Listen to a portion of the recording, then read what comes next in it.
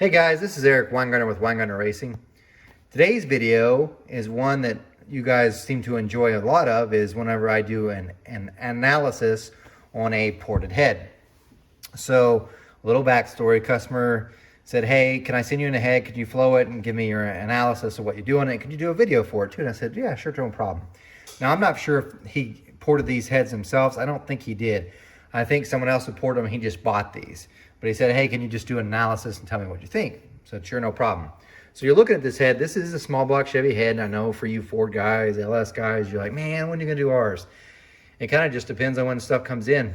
So I don't have an agenda or like one engine make more than the other necessarily. It just, I happen to see more small block Chevys than I do the other stuff. Anyway, this head is an RHS head, and this is an older one. And here's how you can kind of tell. If you look at the ends here, this has no markings. Of course, someone wrote on it. But this is a newer one that I did a flow test for, and you'll see they have logos here. The newer versions have it. The older ones clearly do not. So this head is older. However, the design itself really does not ever changed.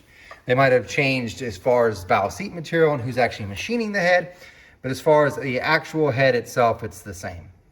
So this is a 235cc runner that someone has ported. So this is a stock one. I want you to see this. And the reason why I pulled this out is because the customer's trying to get another one of these so I could port this, and they'll be pretty good heads. And this gives you an idea of what it looks like stock. So that's its stock chamber, stock bowl, and then you have this one. So, but let me give you some stock specs before I start diving into all the stuff that I like or don't like about this head. So first off, the heads themselves are 208/1600 from the factory. They got a 64cc chamber, and they're really good head. For those that want to know a little bit of backstory about the RHS heads, they were Pro Top Line before they were RHS, which was an Australian company. The heads themselves worked fabulously when they first came out, and even for years when they were still running. Amazing. Now there's some newer stuff now that's pretty good, and it kind of beats it. But you got to give them credit in the day, pretty good. And even today, they'll hold with a lot of the other heads that are out there. So here we go. These have been ported. I'm going to tell you what I like and don't like. Right off, I don't like this. You see this here? This is the stock chamber. What they did is they essentially notched that out. You might say, well, why? The only way I could see that, I'm going to try to do it both ways. I don't like it being notched out because if you're doing an NA build for sure, there's more quench area here. So if you have more quench area, typically it's going to help you make more power NA. Now, I don't know what this was initially designed for. If they're running nitrous, that might have made sense. So by getting rid of this, you get rid of some of your quench pad that you don't need for nitrous, and it really does help. Although in fairness, usually the spot that burns is over in this area, not so much this area. Although it does, right here on the spark plug will burn, but usually it's not up here. Usually it's here and here. So anyway, I don't think it hurts having it done like this for nitrous. It definitely is a benefit. On an NA deal, like I said, two things go against you. One, you've now made the chambers bigger, so the compression ratio's got to have a bigger dome to make up for it. And two, you've taken out some of the quench pad. For a power outage deal, not too big a deal. As far as flow-wise goes, I don't think it's going to make very much difference at all. We're going to find out, of course, but I don't think it does. So could be done for nitrous, could be because they just want a lower compression ratio. I'm just speculating, but I don't like it for an NA. For nitrous steel, not so bad. Okay, going on though, and these are the next obvious ones I spot. It has to do with the valve job. I've said this before, and I'll say it again. The most important part of flow comes in from 1 inch before the valve job, this being the valve job. So 1 inch before, which is like here, and 1 inch after, which would be here. So in this range where most of your flow happens. The valve job is super critical for this. You can do a whole lot of porting in this whole port and you might gain 10 CFM. I can put a bad valve job on that and I can make you lose 20. I can put a good one on there and it stays about the same. Point being is, valve jobs, if not done right, can easily lose, and they gain you a little if done correctly. So this is not done right. And I'll tell you why. Let's just look. This looks like a factory type rebuild deal where they just use a stone, and I've talked about stones before. If you don't know what stones are, it's literally they put a pilot in this guide hole here, and they have a stone that spins around, and it just touches this 45 seat angle here to freshen it up. That's all it does. But seat and guide machine, we'll put angles here to help the air turn. So besides just doing this one, do the other one. But here's the other problem with stones. If there's a valve job's bad, it makes the seat widths different. And this is a perfect example. You see how wide that 45 is here? Now look at this seat next to it. That one's got more wear, or had more wear in order for it to clean up than that one did. So I can tell you, let's say these were exactly perfect ports. This one's gonna flow less because of that. It's just a fact. So not ideal. The second thing is, and I talked about this a bunch, the biggest thing is also when you do a valve job is getting this lip to blend in with the chamber. I can clearly see this defined ledge here. What happens is when that valve first opens, it's hitting that ledge first. This creates turbulence, and the low lift flow will suffer because of this. Now at high lift flow, meaning the valve is further out of the way, this isn't as critical, but at the excuse me, 1, 2, 3, 4, and 5 range, excuse me, at 6 not so much, but in 1, 2, 3, 4, and 5, this is hurting you. As you go up in the lift, it hurts you less, but definitely at the lower lifts, it's bad. When I mean lower lifts, I really don't care about 1 and 2. I do care about 4, and that's not helping a thing. The same thing is also on the exhaust. You can see this. The exhaust is kind of weird because the air is going this way, so it's likely to go over it. So it's not as big a deal as far as flow-wise, but what it does do is it creates this sharp edge on this whole side where the exhaust is, which happens to be the hottest part of the chamber, and that creates hot spots that can lead to detonation and pre-ignition. So not ideal. So right off, I don't like that. Now let's look at the bowl here. This thing's got some pretty good size, and I'm gonna pause the video here so I can actually measure this real quick because I need to do that. Okay, I just took some measurements because I want to make sure first. If you notice here, you need to watch the video that I have where it says what not to do in porting, because this is another example. This is the 45, that's the undercut, and there's hardly anything here. There's no undercuts here to help the air turn out, so pretty much you're left with that angle. And I know this because I measured the throat, and I measured 1.926 across, which means from here to here is 1.926. That comes in at 92.5%. Now, this may seem a bit weird, but it's not the end of the world if you have a throat that big, but it better be properly designed, which means typically you're gonna not have a 45-degree seat, you're gonna have like a 55-degree seat. You could get away with it because all the angles are pushed back in further. On a 45-degree seat, that's murder. I don't recommend it. It's just too big. So the throat itself is just too far out. Now, how can you fix that? One of the things you can do, because this is a 208 intake valve, what someone could do is just do a valve job and cut it out to a 210. That would make the angles come back in underneath here and to help the air turn. It wouldn't flow more because it has a 210 valve. It flows more because you've got the angles in. Matter of fact, the throat would remain exactly the same size at 1.926. You just have a bigger valve. The angles would turn out. That helps. Now the bowl is relatively large. This is not too large, by the way, for a bowl. 101.4% or 2.11 inches. Here's the guide. We go directly across each way. So yeah, it's got wide. You need to have them wide here to help the air slow down to make the turn over the short side here. Because they went so far, they actually put sleeves in, which you can see here and here. But that's that sleeve you're seeing right there. No, so I do that, not a big deal. I probably would have cleaned it up a little bit better too. I don't know if you can see this either, but it's got porosity in it. You can see these little marks. See the dots? So the casting itself is probably not the cleanest. So what's this gonna do? Well, this is gonna hurt flow at low lifts. I bet you at peak it's gonna flow really well because the throat's so big. Also, you're done worrying about this ledge here, but the peak flow is probably gonna look pretty decent. Low lift flow is gonna look pretty bad. But anyway, we're gonna find out. Let me flip around and show you some other things about it because I don't like so much this area, but some of the other stuff's not so bad. Before I flip it around, here's what it is. This is the push rod pinch. They typically look like this. You can tell by the way, this is a neurocasting because of that rib here. That's missing here. The port shape itself is the same.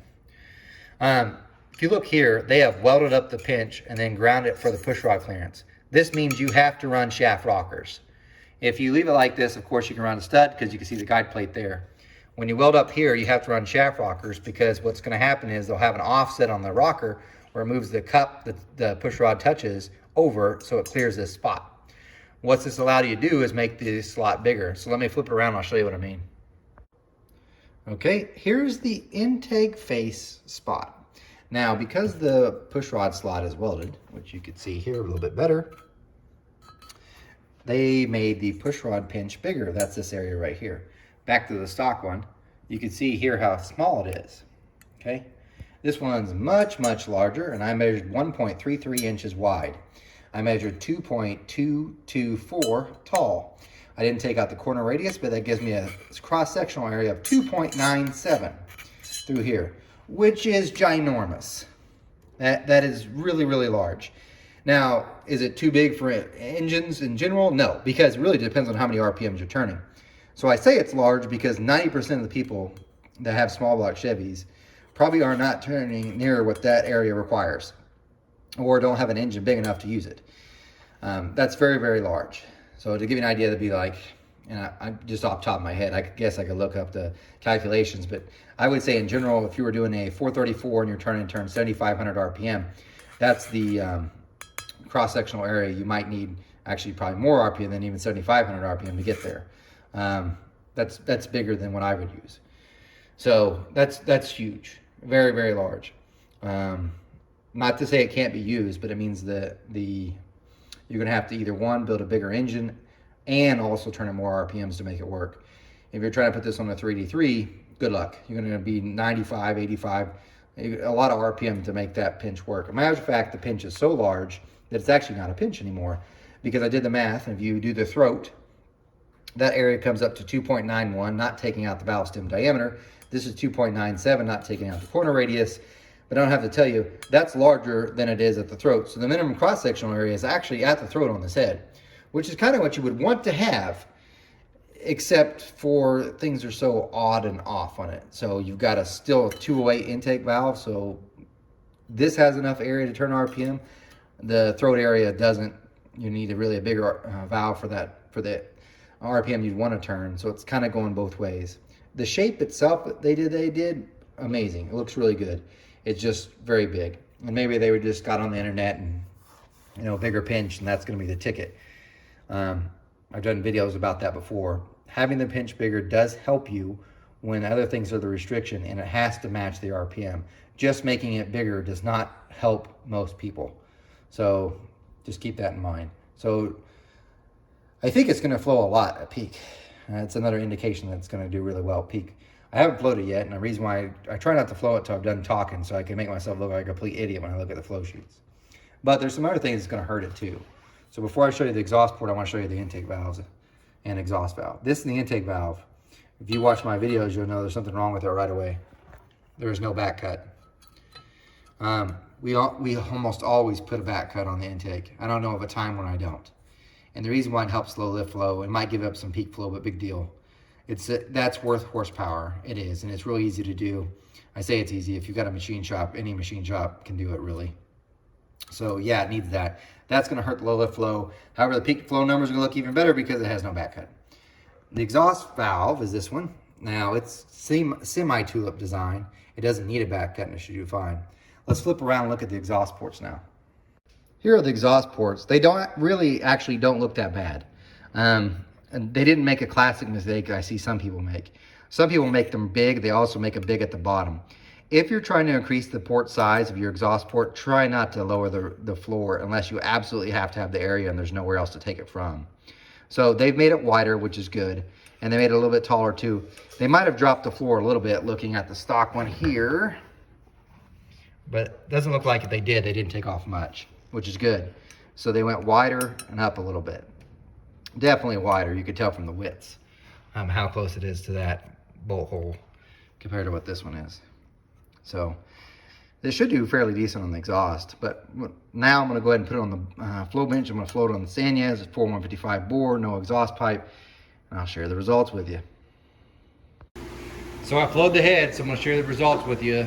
They're worse than I thought. So here we have the intake numbers and the exhaust numbers. This one a 4155 bore, no exhaust pipe. The ones I like the most, and if you watch my videos you know, is 4, 6, and peak. The 400 number is 203. That is absolutely horrible. I mean bad, bad, bad. Just to give you an idea how bad that is, a Vortec head will go to like 212 to 220 at 400. Stock Vortec. not ported, stock. So that's worse. So that stuff that they did not help. Leaving the lip did not help. The bigger throat did not help. Just not the way to go. 600's 278. So yeah, it's starting to pick up a little bit there, but nothing to brag about. It only gets good at 1 inch, 316. And even at that, the size of the port that it is, that's not a lot of air. The exhaust isn't much better. If we look at 400, 151, that's really, really low. And peak, you're at 215, and then it drops off. That's a bad sign. There's probably some minor work that needs done there. How bad is it compared though? This is a stock RHS 235, which is the one you just saw, and that's this number. So if we compare, the stock one does 221 at 4. This guy, he probably spent a lot of time porting it, whoever it was. They lost 20 CFM at 400. That's a huge, you aren't getting that back power. At 6, 284 to a 278. So it's down there. And then your peak number, because this one couldn't go any higher, was 294 at 7, which was still only 5 CFM worse than this ported version. So this one wasn't even better until it got to the end. The exhaust, now that's a different story. It goes 154 at 4 compared to the ported one that goes 150. So even the stock one's better up until 4. However, 215 is still better than the 190 it goes stock. But a lot of work just isn't that great. This one really could be improved with the valve job. Cut it out to a 210.